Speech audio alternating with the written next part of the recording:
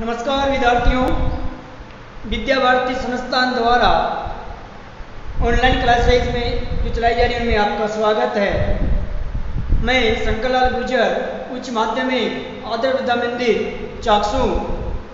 आज हमारा विषय इतिहास कक्षा 12 और जो दूसरा अध्याय था भारतीय इतिहास के सर्वाधिक प्रश्नों में आज हम अध्ययन करेंगे विजयनगर साम्राज्य, साहित्य और कला के बारे में।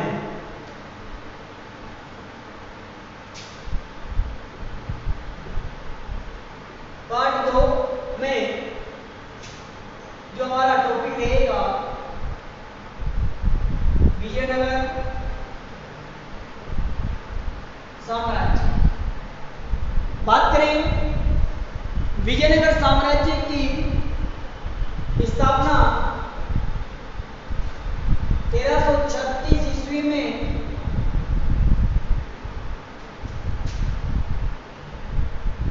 हरियर तथा बुक्का नामक दो भाइयों ने की थी।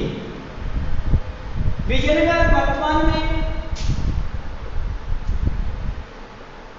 हम्पी कर्नाटक में स्थित है। वर्तमान में देखा जाए तो कर्नाटक हम्पी में स्थित है। विजयनगर का जो शाब्दिक अर्थ होता है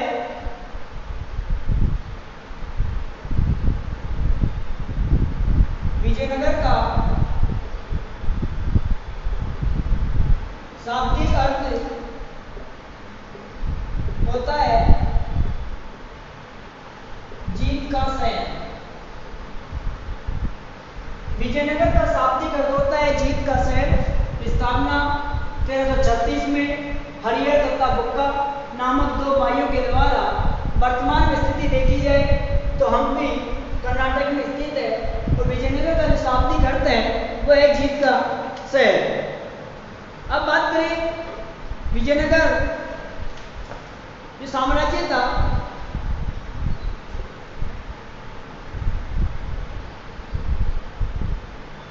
विजयनगर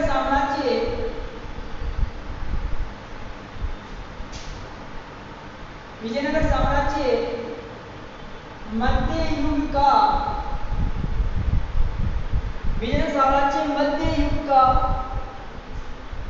अंतिम हिंदू साम्राज्य माना जाता है। दक्षिण में अंतिम हिंदू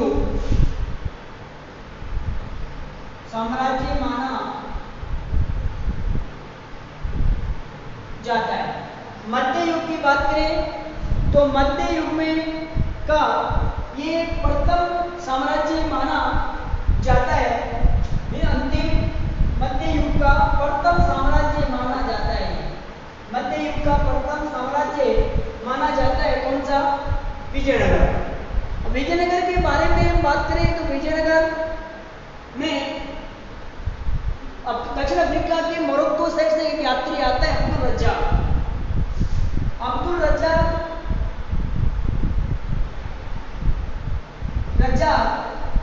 यात्री था, विदेशी यात्री अफ्रीका के शहर मोरक्को से भारत में आता है यात्रा करने के लिए। ये यात्री विजयनगर की यात्रा करता है और विजयनगर के बारे में कहता है कि मैंने अपने जीवन भर में विजयनगर जैसा शहर मैंने अपने जीवन भर में ना देखा है ना सुना है। ऐसा एक विजयनगर एक भव्य शहरों में से एक है।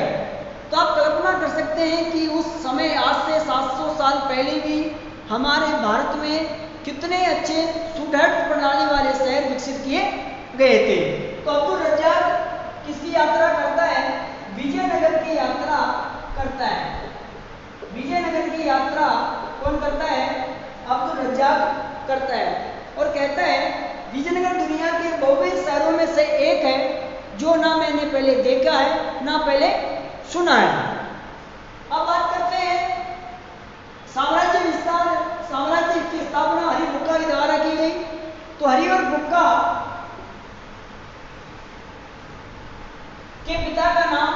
संगम था।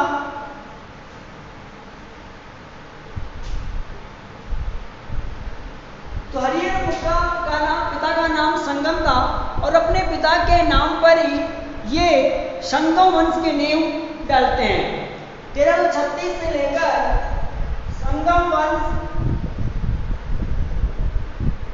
1336 से लेकर 1486 तक भारत के दक्षिणी भाग पर जहाँ विजयनगर साम्राज्य की स्थापना होती है, वहां पर संगम वंश का शासनकाल 36 से लेकर 1486 ईस्वी तक माना जाता है। अब इस विजयनगर साम्राज्य में जो संगम वंश है, इस संगम वंश में अनेक महत्वपूर्ण शासक हुए और उन शासकों के बारे में बात करते हैं।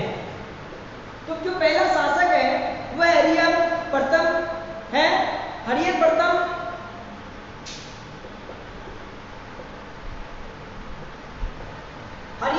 ने के द्वारा सम्राट तथा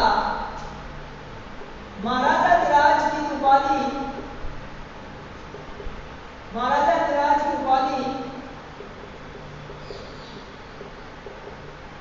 धारण की। हरिहर प्रथम के द्वारा सम्राट और महाराजाधिराज की उपाधि धारण की जाती है। फिर बात करते हैं दूसरा जो शासक बनता है भूखा प्रथम। भूखा प्रथम के द्वारा वेद मार्ग प्रतिष्ठा पालक की उपाधि ये धारण करता है। संगम वंश के शासकों द्वारा अलग अलग उपाधियां धारण करना, जैसे हरिहर प्रथम द्वारा सम्राट और महाराजाधिराज की उपाधि धारण करना, और भूखा प्रथम के द्वारा वेद मार्ग प्रतिष्ठा पालक की उपाधि धारण करना। फिर हम बात करते हैं हरिहर द्वितीय के बारे में। इसका शासक आता है हरिहर द्वितीय। आगे हरिहर द्वितीय के द्वारा परमेश्वर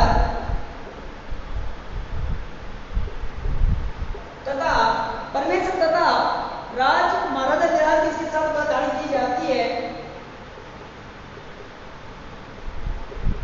महाराजाधिराज की उपाधि धारण की जाती है। तो अलग अलग शासकों द्वारा अलग अलग उपाधि धारण करना ये भी हमारे छोटे छोटे किचनों में बहुत महत्वपूर्ण है। जैसे हरिहर प्रथम द्वारा सम्राट महाराजाधिराज, भूखा प्रथम वेद मार्ग प्रतिष्ठा पालक, हरिहर द्वितीय द्वारा परमेश्वर तथा महाराजा की उपाधि धारण की जाती है। फिर हम बात करते हैं आगे देवराज प्रथम के बारे में। देवराज प्रथम अगला जो शासक आता है संगम वंश का, देवराज प्रथम आता है।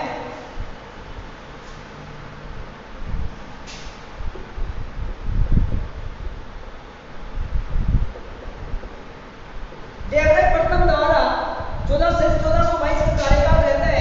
1400 से 1422 तक ये विजयनगर पर साम्राज्य संगम वंश का शासक बनता है और इसके द्वारा सर्वप्रथम दक्षिण भारत में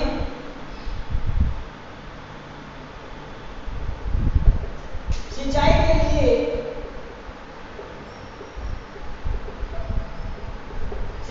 लिए नहरों का निर्माण किया गया। नहरों का निर्माण किया जाता है देवराज प्रथम के द्वारा और इसने गजवेटकर की उपाधि ये धारण करता है। गजवेटकर का अर्थ होता है हाथियों का शिकारी। हाथियों का शिकारी। तो हाथियों के शिकारी किस शासक जो जाना जाता है नाम से, तो देवराय प्रथम को हाथियों का शिकारी तथा गजवेट उपाधि दी गई। और दक्षिण भारत में संगम वंश के द्वारा जो सिंचाई की नहर निर्माण किया गया वो देवराय प्रथम के द्वारा किया जाता है। और इसी के द्वारा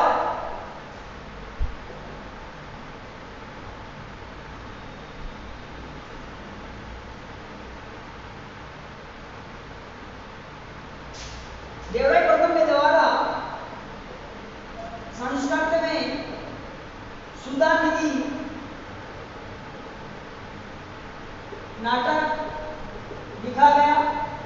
तो सुधानिधि नाटक जो लिखा जाता है वो देवराय प्रथम के द्वारा लिखा जाता है। आगे हम बात करते हैं मल्लिका अर्जुन, जो अगला शासक आता है इसमें वो आता है मल्लिका अर्जुन। मल्लिका अर्जुन जो शासक बनता है तो ये अपने आप को उपाधि धारण करता है, उसका नाम है प्रौढ़ देवराय। तो प्रौढ़ देवराय किसे कहा जाता है, तो मल्लिका अर्जुन को प्रौढ़ देवराय के नाम से जाना जाता है। आगे हम अगले वंश की बात करते हैं। अगला जो वंश हमारा सालू वन 85 से 1500 ईस्वी तक। सालू वंश 1485 से 1505 ईस्वी तक दक्षिण भारत के विजयनगर साम्राज्य का अंतिम वंश आता है सालू वंश।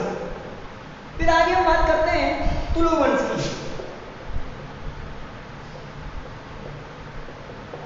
तुलु वंश के बारे में बात करें तो 1505 से लेकर 1570 के मध्य इसका शासन रहता है। 5 से लेकर 1570 ईस्वी तक तुलु वंश विजयनगर पर क्या करता है, शासन करता है। सालू वंश के बारे में महत्वपूर्ण तथ्य हमारे पास उपलब्ध नहीं है, लेकिन तुलु वंश से हमारी किताब में कुछ महत्वपूर्ण तथ्य दिए गए हैं, हम उनके बारे में अध्ययन करते हैं। तो पहले बात करते हैं इसमें तुलु वंश के शासक होता है कृष्णदेव राय।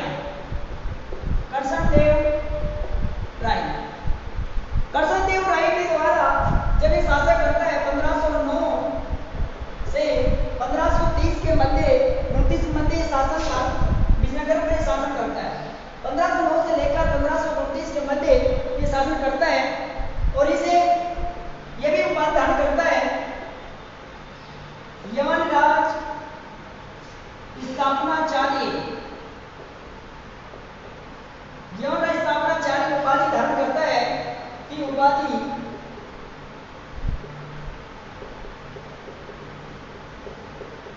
धारण करता है। तो क्वेश्चन बनता है कि यवनराज स्थापनाचार्य उपाधि कौन सा शासक धारण करता है, तो कृष्णदेव राय ये उपाधि धारण करता है। आगे बात करें इसी शासनकाल में, कृष्णदेव राय के शासनकाल में पुर्तगाली यात्री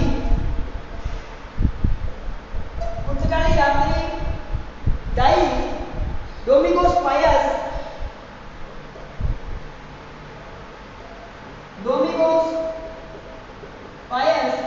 विजयनगर साम्राज्य की विजयनगर की यात्रा करता है। विजयनगर की यात्रा कौन सा यात्री करता है, डोमिंगोस पायस, जो कहाँ का था, पुर्तगाल का। और किसी शासनकाल में भारत विजयनगर की यात्रा करता है, भारत आता है, तो कृष्णदेव राय के शासनकाल में ये भारत आता है। अब बात करते हैं इसके बाद शासक बनता है रामराय। इसके बाद शासक बनता है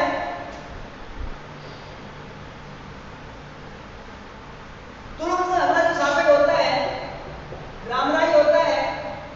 रामराय के शासनकाल में एक महत्वपूर्ण युद्ध होता है जो 25 जनवरी 1565 को होता है, जिसे हमें तालीकोटा युद्ध के नाम से जानते हैं। इसके शासनकाल में 25 जनवरी 1565 को तालीकोटा नामक स्थान पर रामराय प्लस मुस्लिम सेना के मध्य युद्ध होता है। तालीकोटा भी वर्तमान में कर्नाटक में स्थित है। तो सबसे महत्वपूर्ण प्रश्न बनता है कि तालीकोटा का युद्ध कब और किसके मध्य होता है। तालीकोटा 25 जनवरी 1565 को रामराय तथा मुस्लिम सेना के मध्य युद्ध होता है। अब आगे बात करते हैं अराविडु वंश की। अगला जो वंश है विजयनगर साम्राज्य में अराविडु वंश है।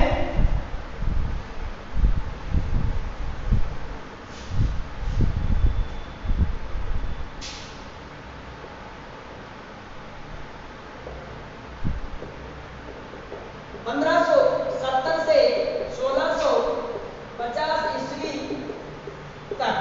अगला जो वंश रहता है विजय सावना 1570 से 1650 में ये इसके जो संस्थापक है अरावली के संस्थापक तिरुमल है। जो अंतिम वंश था विजयनगर साम्राज्य का अरावली वंश है, उसके संस्थापक किसको माना गया है? तिरुमल को माना गया है। अब बात करते हैं अपन साहित्य और संस्कृति के बारे में। आगे ये वंश संबंधित तथ्य हमारे सामने हमने प्रस्तुत किए। आगे हम बात करते हैं विजयनगर साम्राज्य की संस्कृति और साहित्य के विकास के बारे में।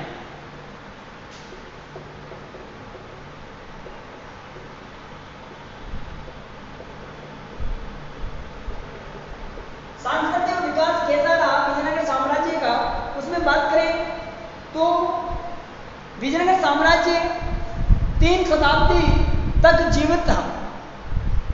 विजय साम्राज्य रहा, उसके शासनकाल की जो अवधि रही 3 शताब्दी शासन उसकी अवधि मानी जाती है। और दक्षिण भारत में हिंदू धर्म को पुनर्जीवित करने का कार्य जो साम्राज्य है वो विजयनगर साम्राज्य है, क्योंकि मध्य युग का ये प्रथम हिंदू साम्राज्य माना जाता है और हिंदू धर्म की रक्षा के लिए अपने पूरा जीवन लगा देता है। उसके हम बात करें कि मध्यकाल में हिंदू धर्म को पुनरुत्थान का जो कार्य किया जाता है वो विजयनगर साम्राज्य के लिए किया जाता है। ये तो साम्राज्य माना जाता है कि सहिष्णु होने के साथ साथ सबसे हिंदुओं के आगे विकास के लिए इसने कार्य किए हैं। फिर बात करते हैं साहित्य का विकास के बारे में। साहित्य का विकास किस प्रकार हुआ?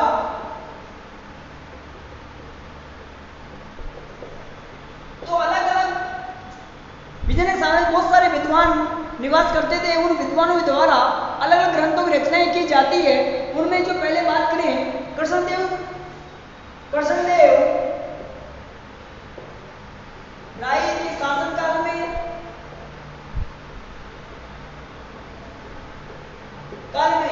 ईश्वर दीक्षित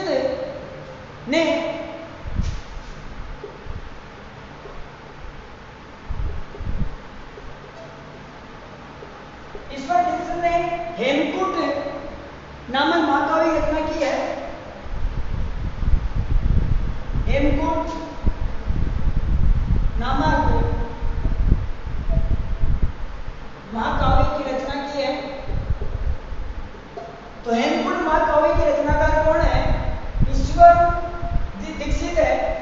हेमकूट महाकाव्य की रचनाकार ईश्वर दीक्षित है, जो कृष्णदेव राय के शासनकाल में निवास करते थे।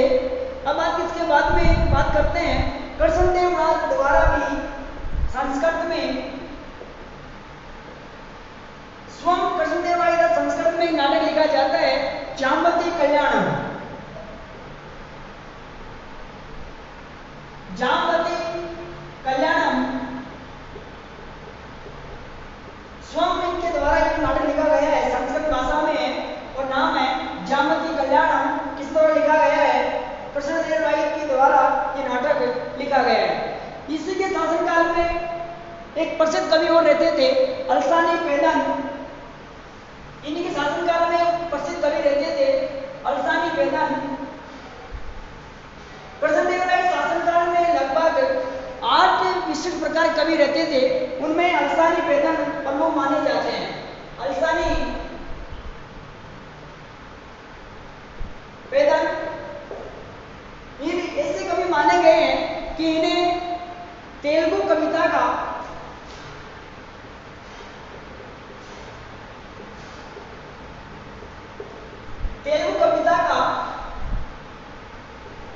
पितामह कहा गया है इन्हें। तो अलसानी पेदन कृष्णदेव राय के दरबार में निवास करते थे और उन्हें तेलुगु कविता का पितामह के नाम से संबोधित किया गया है। तो किशोर बनता है कि तेलुगु कविता का पितामह कौन से कवि को कहा गया है? तो अलसानी पेदन को कहा गया है। फिर इनके दरबार में नंदी तिमन नाम के कवि रहते थे। नंदी तिमन, इनके द्वारा परिजात हिरण लिखा गया है। इनके द्वारा परिजात हरण नामक ग्रंथ लिखा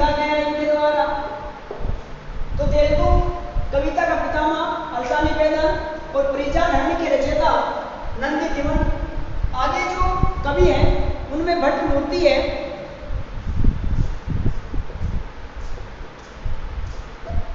भट्ट मूर्ति के द्वारा समूहविलम नामक ग्रंथ की रचना की गई है।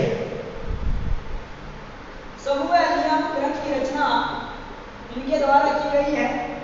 आगे हम बात करें, कृष्णदेव दरबार में प्रसिद्ध कवि तेनालीराम भी निवास करते थे, जिनके बारे में आपने बहुत सुना होगा। उनकी बहुत सारी कहानियां हैं, बहुत सारे चुटकुले हैं, और उनके बारे में आज वर्तमान में नाटक भी प्रस्तुत किए जाते हैं टीवी पर। प्रसिद्ध कवि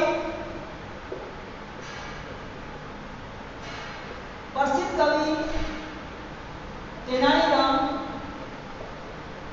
इनके द्वारा महामात्य पांडुरंग महामात्य ग्रंथ की रचना की गई है।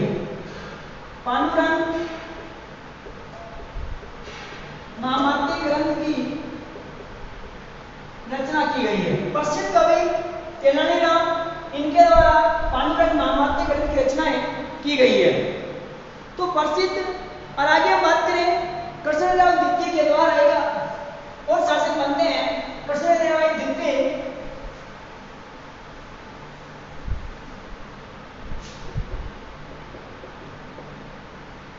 कृष्णदेव राय द्वितीय के द्वारा विठलनाथ मंदिर, विठल स्वामी मंदिर का निर्माण किया गया। विठल स्वामी मंदिर का निर्माण करवाया गया।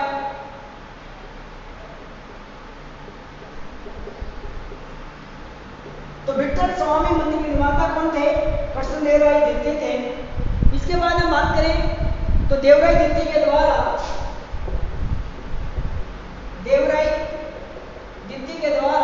हजारा मंदिर का निर्माण करवाया गया।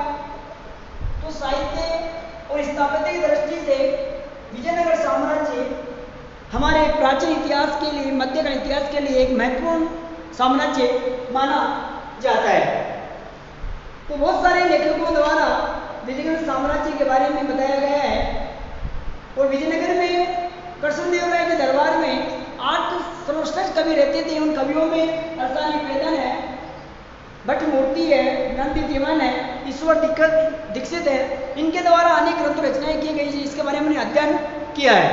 तो आज हमारा जो तीसरा चैप्टर है, दूसरा जो चैप्टर था भारतीय इतिहास के सर्वोन्नत पृष्ठों में, ये यहीं पर समाप्त होता है। धन्यवाद।